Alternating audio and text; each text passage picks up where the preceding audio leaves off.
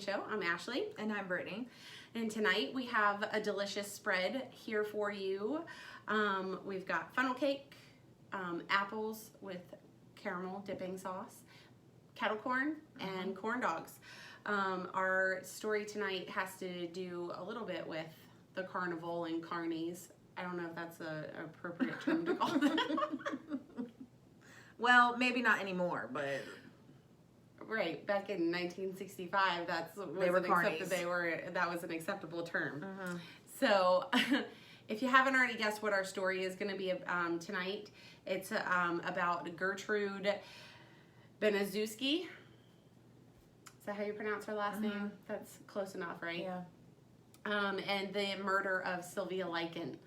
So, if you guys are ready, are you ready? I'm ready. All right, let's dive into this. I made the funnel cake. It doesn't look very aesthetically pleasing, but we'll see what it. It's extra crispy. Extra crispy. crispy. Yeah. It tastes like cookies, kind of. Yeah, kind of. It's not. It has a satisfying crunch. I'm here for it. Okay. Well, thank you. Okay. So our wonderful, what do you call her? Demon? Yeah, demon bitch. Devil bitch? Yeah, devil bitch. Gertrude was born in Indianapolis, Indiana. She was the third of 6 children. There's not a whole lot about her life, like her childhood life. There's nothing that's really said whether or not she was abused or anything, but I'm going to venture out on a limb here and say that she probably was abused as a child. She suffered some sort of trauma. Because the shit that she does in this story is really messed up. So she actually witnessed her father dying of a heart attack when she was only 10 years old, which that in itself is traumatizing. But, you know, I think there was something a lot more sinister than seeing her father die. That caused her to be the way she was. So when Gertrude was 16 years old, she actually dropped out of high school to marry John Baniszewski. And Gertrude and John had 4 children together, and then they would eventually get a divorce. They stayed with each other for about 10 years or so, and then they got a divorce. John did have a volatile temper and was abusive towards her on occasion. You know, probably a lot of alcohol involved, what have you. So then after John and Gertrude got divorced, she married a man named Edward, who this marriage only lasted 3 months. So, you know, that had to have been a great start to begin with. So they got a divorce, and then after that, she actually remarries John, and they have 2 more children together. So she has a total of 6 children at this point. And then, I guess because, you know, the first time the marriage didn't work, they thought the second time was going to work, but that was not the case because they got a divorce. And then she started dating this basically child. Well, okay, he's not a child. Okay, I was married at 21, so I understand, but like also at the same time.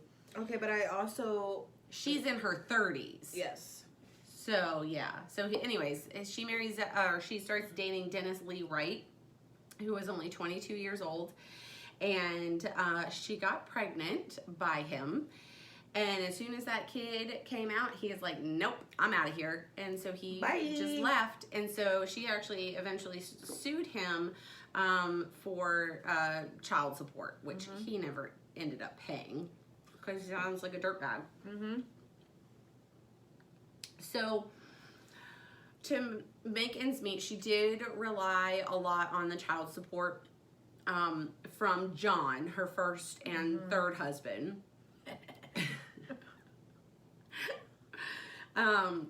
But in order to also make ends meet, Gertrude would do odd jobs for her neighbors here and there. You know, whether it was cleaning, sewing, watching kids probably. You know, though that's just kind of how she was. And Gertrude was kind of described as a very haggard looking woman. Homely. You know, she definitely was not the cream of the crop in that one. She was underweight and asthmatic and suffered from depression, which, oh yeah, and she also chain smoked. But, you know, I mean, I also believe that her depression led to her. I also think that abusive. she was addicted to different substances. I mean, I don't think was it in the Wikipedia or anything? Not that I saw. Well, some videos that I had watched and the movie that I had watched, they hinted to substance abuse issues, in that even though she got very little money per month, she would make sure she had her fix, sort of. She also relied very heavily on one of her children who also worked. Yeah, to help pay bills. So it was just a bunch of kids in one house trying to pull money together to survive, because she just kept having babies and could not take care of them. Yeah. So we are going to move on and talk about Sylvia Likens, which is our victim in tonight's story. Sylvia was born January 3rd in 1949. She was the third of 5 children. Her family, like we had said earlier, were carnival workers. I don't think that they weren't like I don't want to say freaks. No. I'm saying that because of American Horror Story. That's what they're called. But people that work at the carnival that have special talents, and I think they ran rides and like booths games and stuff. Yes. I don't think that they themselves they weren't in the freak part show. of the show. No. Yes. Okay. So anyway, they ran the booths and everything. So their older children, Sylvia's parents, they had, older children. Like I said, she was the third out of 5. So there was 2 older than her. They helped at the carnival whenever they would go off, because they would be gone for months at a time. And they would just be on these carnival circuits, and they would expect family members to take care of their children, because Sylvia was not the youngest one either. There was children that came after her. She had a younger sister named Jenny that suffered from polio, and she had to wear a brace on her leg. So one leg was shorter than the other. Yes. And then there was still younger children after that, and for some reason the parents they thought it would be okay to take the older ones and the younger ones, but I think it Sylvia and Jenny were always left. I think it was behind. the boys. Yeah. The boys. So there were 2 sets of, there was a set of twins, and then it was Sylvia, and then it was another set of twins. And I think Diana was one of the oldest twins. I think she went off and did her own thing, kind of. And then there was the brother who, he went off to the carnival, and then it was Benny and Jenny, Jenny and Sylvia who went to stay with Gertrude, and Benny went and helped with the carnival ride. Yes. So I guess one of the reasons that they never took Sylvia or Jenny was because they were concerned that they weren't getting proper education on the carnival circuit. And to be honest, 5 kids, taking care of that many children while you're out trying to also work is a lot. So can you really fault them for trying to leave them behind and work on their education? Not really, but you'll see further along in our story that maybe they should not have done that as often. Let's see. Sylvia was a very friendly and confident and just... I had a hair in my mouth. I'm sorry. Anyways, Sylvia was a very friendly person. She was very outgoing. She was very lively. She was always like the light of the party. Yeah. you know, she was just outgoing. She was actually missing a tooth, so she never smiled with her mouth open. It was always like a little closed smile.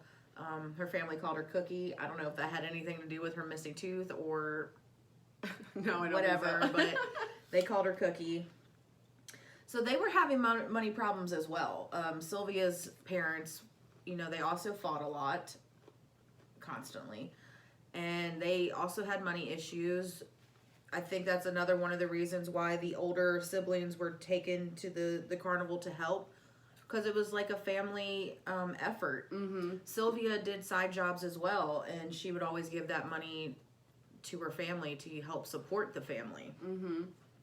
In June of 1965, Sylvia's mother, and this was one of the times that Sylvia's parents were separated, because they split up and got back together all the time. And this summer they were actually separated, and in order for the mom to try to support her daughters, she got in trouble for stealing. After the arrest, Sylvia's parents, you know, they tried to get back together one more time, and Sylvia's dad was like, look, we're gonna go do this tour in a carnival, and you know, it'll be good for us to try to work things out, and, you know, maybe we wouldn't fight so much if we didn't have the girls with us. So they decided they were going to leave their daughters once again, and this time it was not in the care of a family member of theirs like it normally was. They normally stayed with their grandparents or, you know, whatever, but Sylvia and Jenny had made friends, you know, in that area, and this is where they met Gertrude. And Gertrude immediately knew that she could possibly make some money from this, because she knew that Sylvia's parents did not want to take them, you know, with them on the carnival tour, and Sylvia and Jenny didn't really want to go anyway because they were getting along with Gertrude's daughters, and they just wanted to hang out. So Gertrude offered to pay Sylvia's parents $20 a week to take care of them, and it would be for a couple months, and they would come back to get them. So I also think that Gertrude had a thing for Mr. Likens. I agree. Like they said in some of the videos that I watched that he stayed there the night before they left for the carnival. And he said that he only stayed in the living room and he didn't see the rest of the house. I don't know how I feel about that. I think something happened between, this is just speculation. Yeah. But I just have a feeling that something happened between Gertrude and Sylvia's dad. Don't you think that would have come out though? No. I mean, it's not like these are, you know, highly paid politicians who are trying to cover up an affair. That's true. But I don't know. Whatever. Anyway, they left their kids there with this fucking lady that they didn't know. So, the girls moved in with Gertrude after July 4th in 1965. They were there for 2 weeks, and then all of a sudden it was money day. You know, supposed to be payday for Gertrude. She was supposed to get that check in the mail from Sylvia's parents, and it didn't come. Now, this is one of the reasons why I think she maybe had some kind of substance or chemical drug abuse problem, because she immediately went off the deep end when she didn't get that check in. She made the two girls go in front of all the other children, and she spanked them and then slapped them in the face that first day that check didn't come. And I don't know if this is an accurate thing, but she, you know, called them bitches and said, I took care of you for 2 weeks for nothing and blah, blah, blah. And then she proceeded to spank them in front of her children. Let's see. She used a lot of different things to spank these kids, because at first that's just how this abuse started, was just she got frustrated because she wasn't getting the money and she would spank them. She used paddles. She used all sorts of things. By mid-August, Gertrude started to mainly focus her attacks on Sylvia, And it is said, at least in some of the things that I read and watched, that the reason that she started doing this is because Paula, which was Gertrude's oldest daughter, made up a lie because she was jealous of Sylvia. And she said that Sylvia was going around the high school telling everybody that Paula was a slut and that she was pregnant by a married man, which she was, but Sylvia never said any of those things to anybody. But when Paula, went into a fit of rage and jealousy, she was like, I'm going to make you regret ever moving in here. So once she told her mother that, the abuse really started to escalate. It said that Sylvia had a boyfriend in late August, in between. They were already being abused, but Gertrude had found out that Sylvia had a boyfriend, and it wasn't a surprise to anybody. Sylvia was a very pretty girl, and she was thin and beautiful and outgoing, so she had a lot of male attention. And Gertrude and Paula did not like that because Paula was overweight and not very pretty. And like we already said, Gertrude was a homely bitch. So they took it out on her. Let's see. Gertrude had asked, once she found out that Sylvia had a boyfriend, she had asked if Sylvia had done stuff with him.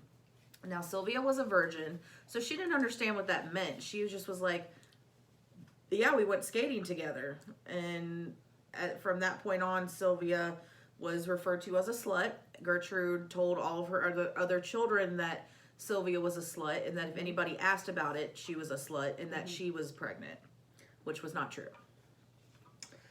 After, they kept berating her about being a slut and telling her that she was pregnant, they then started the abuse to her genitalia. They would kick her and punch her in fits of rage and just beat the shit out of her constantly. Now it's on to you, sorry. Okay. All right, so and also at one point, at some point they started, with all of this abuse and everything, they started to actually invite like the neighborhood boys over, or like the neighborhood kids over to abuse Sylvia. One was I think Paula's boyfriend, Coy Hubbard was his name. They would feed her hot dogs that were just overloaded with condiments on it, to the point where she would actually throw up. And then because of that, then Gertrude then beat her for vomiting because she was being force-fed. And so it just was a constant thing, and it wasn't really necessarily like on Jenny. Like the focus was not on Jenny at all, and not 100% sure why. She wasn't a threat to them. She had a limp. She had a brace on her leg. So that I do feel that is potentially why they weren't jealous of her. And so a lot of times Gertrude would also force Jenny to hit Sylvia. And if Jenny refused, then Jenny would then get the beating. So we had mentioned before about Coy Hubbard, who is Paula's boyfriend. They would frequently visit the house and just physically and verbally torment Sylvia. I think you mean her daughter Stephanie's boyfriend. I'm sorry, Stephanie. Because Paula was the one pregnant by the married man. Yeah, that was. I'm sorry. Yes, Stephanie. And they would just beat her, and they would actually use her like for their little karate and jujitsu or judo, whatever it is, moves on her.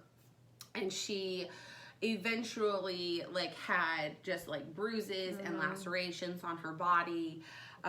And what happened was Gertrude stopped, or like basically forbade.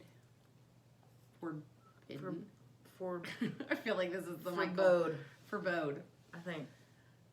Anyways, she did not allow Sylvia to attend school anymore because apparently Sylvia stole like a tracksuit or a gym suit or something like that because she needed it, and Gertrude didn't pay for it, so she stole it. So even though they were getting that money every week, I forgot to mention that after that she got spanked that first time for that check being late. Showed up the next day. Yeah, it was 2 days late. So Gertrude like just really just went off the deep end, and like when she stole that when Sylvia stole that outfit, or that, what is it, tracksuit, that gym, it's a gym uniform. Yeah, gym uniform. She beat her with a 3-inch wide police belt, which if it's the ones that are made out of leather, I can only imagine how much those hurt. At this point, Stephanie, the daughter of Gertrude, did step in and she did shout at her. She said she didn't do anything, but that didn't stop Gertrude from then burning her fingertips off. Well, not burning them off, but burned them with matches. So she was also putting cigarettes out on her constantly. Yes, she had tons of cigarette burns on her. And at this point, all these neighborhood kids, like you said, are coming in there every day. This is something about this case that really shocks me. Because I would understand, I mean, all of it's unforgivable, but it's kind of understandable that this abuse would happen with Gertrude and her children because they all live in the same house. But you mean to tell me that dozens of children from the neighborhood, like literally dozens of children, came to this house and participated in this abuse of this child? And nobody said anything? Nobody said anything to anybody. Nobody told their parents. Nobody told the people at school. It was just a fun afternoon activity for them to do after school. Like, they would just go there every day to abuse this girl. And I don't get it. I don't understand how there can be that many sick fucking children in one neighborhood. Like, well, if I was that age, any of the ages between birth and now, if I walked into a house and there was somebody tied up in a basement being abused by all these people, I'd immediately go to the police. Immediately. I just, it's shocking. That's probably the most shocking thing about this case, is how many people were actually involved in it and nobody said anything to the police or their parents or a fucking adult at all. So the Likens sisters were obviously very fearful of Gertrude and their family and everybody else, so they didn't really talk about the abuse outside of that house. They did, on one occasion in September of 1965, meet with their older sister, Diana, and they told her about what was going on with Sylvia, and Diana thought they were lying about it. She actually said that they were exaggerating. They were exaggerating, and that it's not that bad, and their parents would be back soon. Well, that's the last time she saw her sister, Sylvia. Gertrude had taken the girls to a picnic, like a community picnic. And for some reason, Paula had lied about seeing Sylvia overeating at the picnic, you know, like just eating a bunch of food, which I don't know if it was true or not. But even if it was, that's because you've been fucking starving her for months. So, yeah, I would understand that.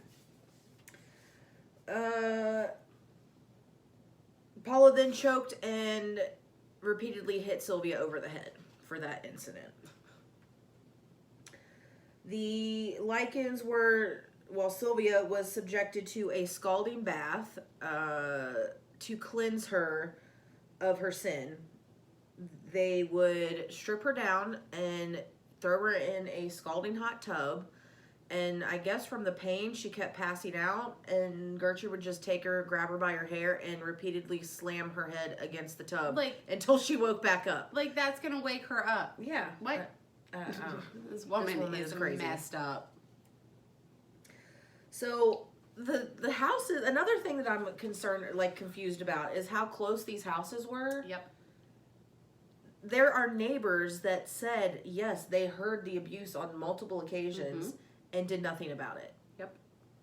They were just like, well, it's not our business. We better just stay out of it and not say anything. Yeah. There was one neighbor that, we'll get to it later, that she said that she did hear someone yelling for help at 3 o'clock in the morning, but then it stopped. Yep. And so she just assumed that the children were just playing. Like, what children are playing what she probably heard was Sylvia passing out from the abuse that she was getting. Yeah, probably. So,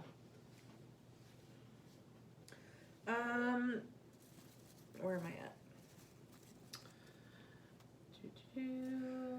So there was a nurse from the school that came in and investigated because there was reports of a girl living there not going to school that had sores all over her body. Well, when the nurse came in to the house and talked to Gertrude about it, at this point, Sylvia was being hidden. And Gertrude told her that she didn't know where she was, that she had ran away, and that the sores on her body was because Sylvia had poor hygiene. The nurse believed her and went on about her fucking business. Why wouldn't you do any more investigating? Right? But that nurse feels like shit. So, yeah. Due to the amount of times that Sylvia was abused on a daily basis, and mind you, I did mention that she was repeatedly kicked and punched and hit in her genitals, she started to lose control of her bladder and her bowels, and she started having accidents in the house. It was at that point on October 6th that Gertrude threw her into the basement, and unfortunately this is where Sylvia spent a majority of her time up until she died. She was kept naked, she was rarely fed, she was deprived of water, and of course she was beat on a daily basis, including all the neighborhood kids that would come and do it as well. Well, speaking of the neighborhood kids, Gertrude would charge them 5 cents a piece to come in, and she basically put Sylvia's body on display, and they could do whatever they wanted to her. They beat her, they humiliated her, they scalded her, they burned her. They were just mutilating her body, like what? It's like Lord of the Flies or some shit, you know. Gertrude and her 12-year-old son, John Jr., would rub urine and feces into Sylvia's face and mouth. That was from the diaper of Gertrude's son, who was a 1-year-old, which is just crazy. So John Jr. would also torture Sylvia by allowing her, or offering her a bowl of soup, and then when she would go to start to eat it, he would take it away from her. And this boy was like 7 or 8. No, he was 12. Oh, 12. Okay. So because like Brittany was saying, Sylvia lost control of her bladder. Whenever she would have an accident in the house, the punishment for Sylvia would be that she was forced to insert a Coke bottle into her vagina. Into her vagina in front of Gertrude's children. Like, what is that doing to those kids? Yep. How are they going to turn out in society? Like, obviously not very well. They must have all changed their names and stuff. They did. Because I tried to do some research on her other children. Couldn't find anything. I'm pretty sure that they did. I know that the boys who were convicted of like torturing her, they changed their names. Yeah. And they all basically like died. Everybody, like, not to ruin the end of the story here, but they all fucking died of like lung cancer and diabetes and shit. So good for them. Anyways, at one point, Gertrude forced Sylvia to strip down naked in the kitchen, and then Gertrude proceeded to write the words, "I am a prostitute and proud of it," on her stomach.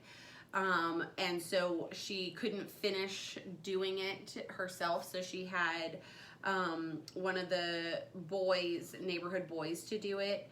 And Ashley said, write it into her skin. What she's meaning, carving. She's burning and carving, branding her pretty much. So they also okay. So then the neighborhood boy and another child of Gertrude, who was only 10 years old, also then went to like brand her or burn the letter S into her, and it just ended up looking like a backwards 3. But why do that? Just because they wanted to torture her. So then the day after this, Gertrude forced Sylvia to write a letter basically to her parents, trying to convince them that she was a runaway. She went on in the letter to say, I met these boys, they raped and beat me and mutilated my body, and I've run away with them now. And like, and then I think she also was forced to write on there, these boys wrote on my stomach, I'm a prostitute and proud of it. So basically what Gertrude was trying to do was make it look like Sylvia ran away, because they were hoping that they were going to just dispose of her body, and this all happened. Gertrude didn't do it. It was these three men who Sylvia ran off with who did it. And speaking of the letter that she wrote, by the way, she addressed that letter to Mr. and Mrs. Likens. Who's gonna write Not even that? to mom and dad. Right. If you're gonna write a letter to your parents, you're gonna write it to mom and dad. So on October 25th, Sylvia actually, I'm sorry, I'm getting ahead of myself. Gertrude so while she was making her write this note, Gertrude was making plans with her children to basically take Sylvia to the woods, lead her out into it, drop her there, and then just leave. Basically just to let her die in the woods from exposure, from malnutrition, what have you. And then, then it would go back to the letter or whatnot. So on October 25th, Sylvia overheard the plans that Gertrude was making with her children to do this. And so she attempted to escape. And she actually tried to escape on several occasions and got caught every single time, and it would just result in more beatings. So she was tied up in the basement on October 25th, and that's when the neighbor heard her in the basement screaming for help, making a commotion, banging on pipes and stuff like that. And then it stopped at 3 o'clock in the morning, and the neighbor was just like, oh, it stopped. So I just figured it wasn't anything. Yeah. Okay. Well, on the next day, October 26th, Sylvia then began to lose all function of her body. Yep. She wasn't able to move her arms anymore. Wasn't able to move her limbs. She wasn't able to speak properly at all. Wasn't able to form sentences anymore. She had so much damage done to her body that she was pretty much a vegetable at that point. Gertrude did move her into the kitchen after that, because I guess she started to feel bad. No, I think she started to worry that she was going to die. She was going to die before they could get her to the woods. Yeah. So she was brought up into the kitchen. Gertrude tried to feed her a donut and a glass of milk, and she couldn't do it.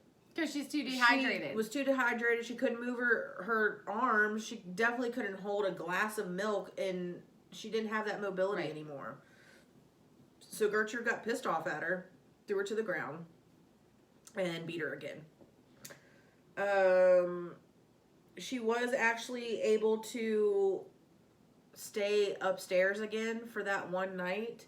If she promised that she would not have an accident and piss herself. Well, guess what? She still didn't have control of her bladder or bowels, so she pissed herself again. And she was thrown back into the basement at that point. Sylvia became delirious. She was moaning and yelling and just... She was unable to even make words anymore. She would get the first couple of syllables in a word and then wouldn't be able to finish it.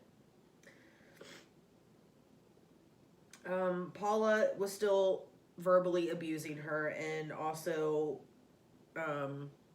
physically abusing her. Paula one of the last days that Sylvia was alive, they were all downstairs in the basement, got a cast put on it, but she had the strength to stand up. And she looked at all of the people that were standing around her, and she just says, "You're Ricky, you're Gertrude."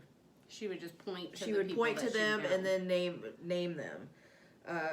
Gertrude had yelled at her, told her to shut up, that you know who I am. I don't think they were understanding what she was trying to do there. But what she was trying to do was that even though they had beaten her and abused her to this point, she still knew who they were. So if she ever got away, she was going to make sure everyone knew who did this to her. That's what I took it as. Yes. For saying that, Gertrude pushed her to the ground and stomped on her head. Richard Hobbs, who was one of the neighborhood kids, he slipped on the basement floor when he was going downstairs to, I'm assuming, do more abuse to her.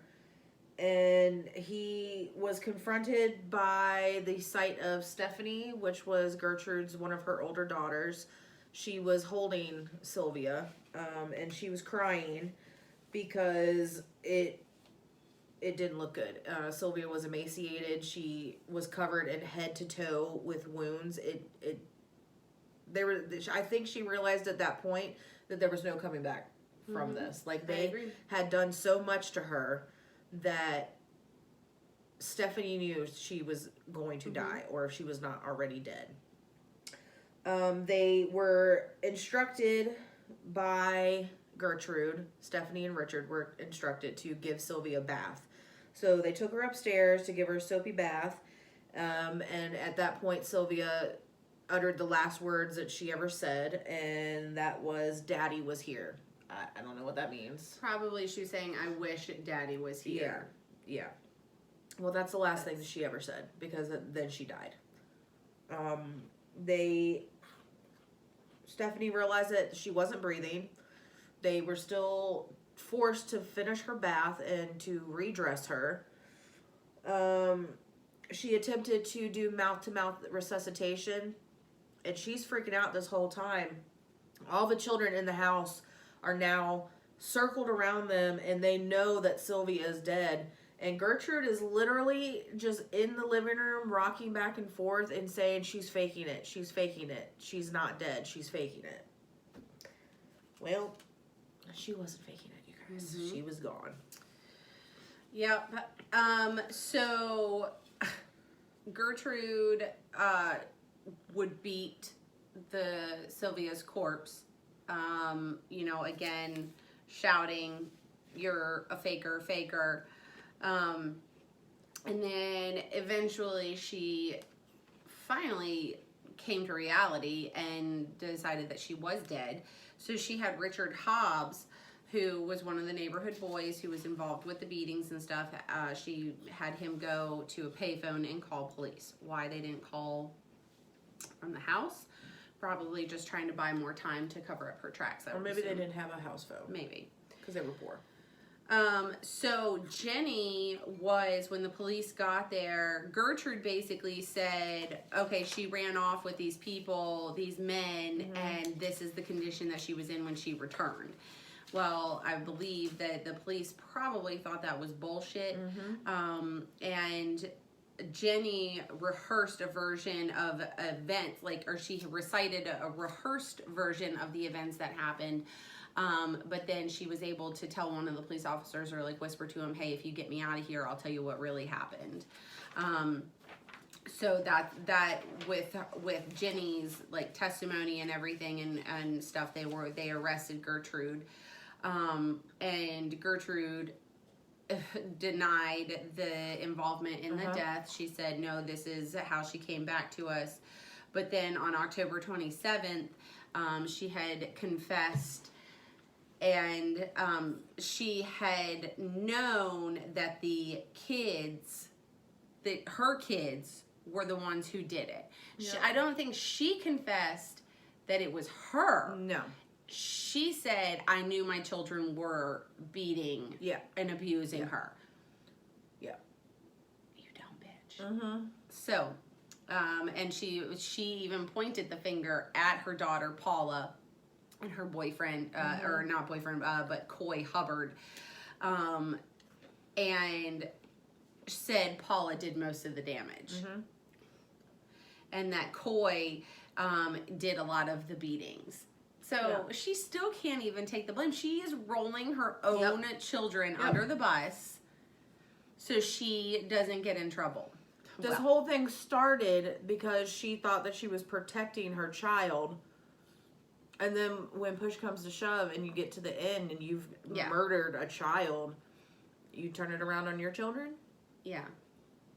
She's a real piece of work. She is a real piece of work. She's got some mental issues like you wouldn't believe. But she did undergo psychiatric evaluation before her trial, and she was found competent to stand trial. So she couldn't fake that. No.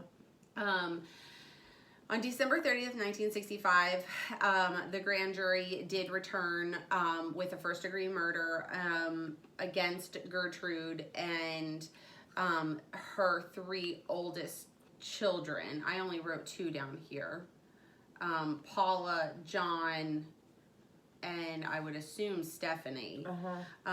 But Stephanie, actually, the charges were dropped against her because there was insufficient evidence. And so what had happened was she actually made a deal with the DA and testified against her family. So good for her, but also still fuck you because of you what still you did. watched it the whole fucking time. Right. So and the trial only lasted 17 days. And the Gertrude and Paula actually received life in prison, but Gertrude had a stellar resume at the prison that she was at. She was just the most liked prisoner. The fellow prisoners called her mama or mom. Basically, she just took care of everybody and did such a great job or whatever. She did change her name, and the Likens family, told the parole board she better not get paroled. But the parole board basically just didn't care because she was such a model prisoner. They were just like, okay, you're free to go. So after 20 years, she was set free and just, okay, bye. What? And Paula didn't serve life in prison. Nope. She only served 2-3 years. And got out. And went on to become a school teacher. For children. Yep. It's disgusting. And once the school board found out who she was... The parents in the school board. Yes. They hunted her. It was like a fucking witch hunt, you guys. She did not have a job anymore. She was chased out of that town. Yeah. Just as ridiculous. So, like I had said before, I didn't write it really down in my notes here, but the people that were involved, they're basically all dead now. Yeah. They all died at young ages. Gertrude died from lung cancer in 1990, so 5 years after she was paroled. And so good on that. And then I believe it was John who died of diabetes. And then there was another one that was involved who also died when he was 21 of lung cancer. Yeah. Oh, Ricky. No, it was Ricky. Ricky. Mm-hmm. Yep. Ricky Hobbs. He died at 21 of lung cancer. Yep. Because after the, I remember hearing about that after the case and after the trial, he was so distraught with like guilt that he formed an extremely bad chain smoking habit and killed himself by 21 from smoking. That's insane. Yeah. Gosh. Okay. So, anyways, Gertrude died at the age of 61 from lung cancer. Yeah. Paula's still out there though. Yeah, she is. She's still alive and kicking. I promise you. She's a horrible person. They're all horrible people. If I would ever saw her out in public, that I'd have looked her old ass. I don't care if I wonder if she's she in her has 60s any remorse whatsoever. You can look at her pictures and no, you can tell she's got dead eyes. Yeah, she's got dead eyes. Yep, that's exactly it. I'll post a picture of her. You guys be the judge. This case is really sad. It is very sad. A lot of child abuse. Yeah. Which it just I already said this, but the neighborhood kids, that's what I can't. Yeah. I know there's psycho people out there that, you know, do this, and there's lots of stories where adults have abused children to the point where they no longer are living. But I think this is the only case that I've ever come across that so many people were involved with the torturing and the abuse. Yeah. Like, children. Well, not as young as like 6. Yeah, this children. Like, I just don't understand the children aspect of it. There were many of them. I don't care if you're a child. You know when something's wrong. Right. You know right from wrong. Right. But it makes me wonder, they were living in poverty. Mm-hmm. And a lot of that has to do with, there's a lot of issues for those who live in poverty, and they unfortunately are the brunt of a lot of abuse. So they were all probably getting abused at home, and they were taking it out. They just thought it was normal, or like you said, taking out their frustrations. Yep. Also, I don't think it was in maybe the wiki notes or whatever, but Ricky Hobbs, the one that carved the brand into her, he actually had a crush on her, and it is speculated that he was coerced into hurting her by Gertrude performing sexual favors on him. Ew, really? Yeah. No, that was not in there, I guess, because there's probably not proof. Yeah. That would explain why he dealt with it so bad and created a chain smoking habit, because he was preyed upon and groomed. Yeah, that's true. It's just terrible. Yeah. So sad. This story reminds me of the Junko Furuta case that we talked about. Mm-hmm. So if you haven't watched that one, you should definitely watch that next, because that one was Junko Furuta and 44 Days of Hell. Yeah. This has been the Murder Mukbang Show. My belly is full of funnel cake and corn dog. I know, we didn't even finish our food this week, guys. I know, it was heavy, man. It's too much. Yeah, that funnel cake. Oh, do it every time. All this fucking popcorn still? I'll save it for the kids. It's fine. Okay. All right. This has been the Murder Mukbang Show. Thank you guys so much for watching. You kill them. We grill them. I almost forgot our logo again, our slogan again. What is wrong with me? Every week. Okay. We'll be back. In 2 weeks. 2 weeks. Yep. Okay. All right. Bye. Bye, guys.